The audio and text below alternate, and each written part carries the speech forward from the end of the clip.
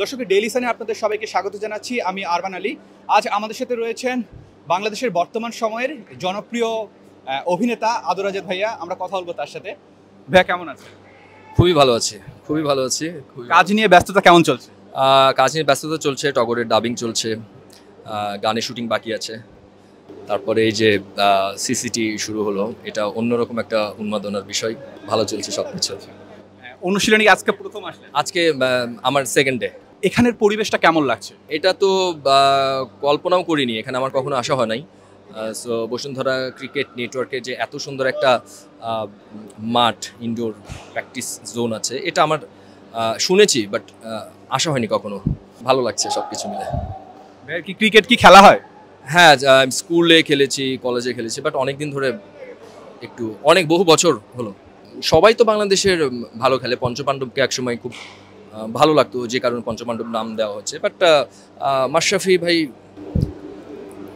Captaincy তার, আরও যারা সাকিব ভাই, মুশফিকুর রহিম, মাহমুদুল রিয়াদ ভাই, সবাই। যদি দেশের বাইরে বলি?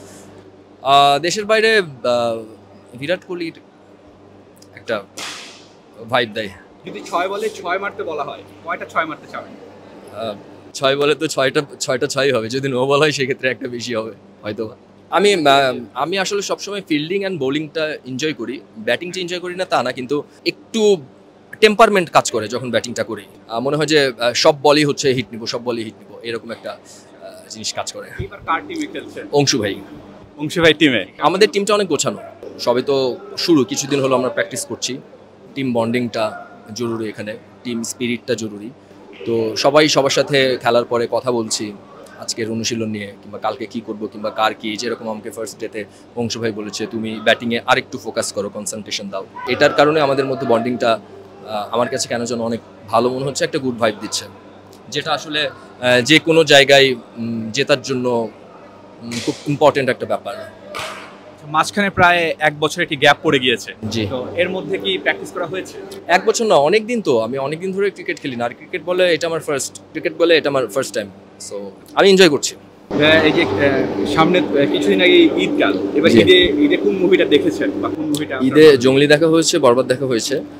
দাগে আমরা টগর টিম মিলে দেখেছি। বাদবাকি 2টা মুভিও দেখবো, বাট মাঝখানে আমাদের শুটিংয়ের কিছু ইয়ের কারণে, স্ক্যাজুয়ালের কারণে এখন ডাবিং চলছে, যার কারণে আসলে দেখা হয়নি।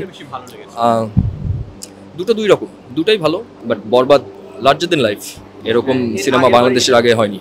এর আগেরবারই যে মুভি দেখেছেন, যেবারও দেখছেন, কি মনে হয় আমাদের বাংলা ফিল্ম ইন্ডাস্ট্রিতে কি ইমপ্রুভমেন্ট হচ্ছে, বা আমাদের মুভি কি এইটা এবার যে 4টা ছবি মনে হয়েছে, 4টা ছবি রিলিজ হয়েছে, আমার কাছে মনে হয় যে কোনোটা থেকে কম না, যার যার মেরিট অনুযায়ী ব্যবসা করে যাচ্ছে, টিলনাও ব্যবসা করছে। সো এটা তো এর আগে কখনো ঘটেনি। হয়তো বা 2 সপ্তাহ পরে 1টা কি 2টা সিনেমা টিকে গেছে, এবার দেখেন আপনি 4টাই কিন্তু প্যারালালি চলছে। তার মানে আমাদের দর্শক আছে, ভালো সিনেমা আমরা দিলে দর্শক লুফে নেয়, এটাই তার প্রমাণ। কি মনে হয় আমরা সামনে কি ভারতীয় সিনেমা বা বাংলাদেশের বাংলা চলচ্চিত্রের সামনে উজ্জ্বল ভবিষ্যৎ, এক কথাই যদি বলি। ইভেন সেটা মাত্র শুরু হলো। সামনে দর্শক আপনার কোন মুভিটা দেখতে পাবে? টগর। এই যে কি কাজ প্রায় শেষ, আমাদের ডাবিং চলছে, 2টা গান বাকি আছে, প্রস্তুতি চলছে। হ্যাঁ, একটু আমাদের দর্শকদেরকে হিন্টস দিবেন যে কি ধর্মী হতে পারে? অ্যাকশন রোমান্টিক, মানে একটা ফুল ফ্রেম, একটা কমার্শিয়াল সিনেমাতে যা যা দরকার হয়, টগরে সেটাই আছে।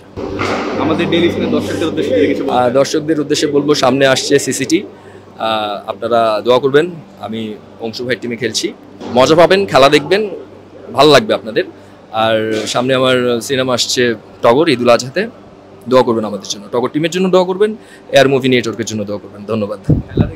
আর আরেকটা কথা, হ্যাঁ, খেলা দেখতে অবশ্যই চোখ রাখবেন টি স্পোর্টসে। Thank you. Follow us on Facebook. Subscribe our YouTube channel. Get the latest update on www.daily-sun.com.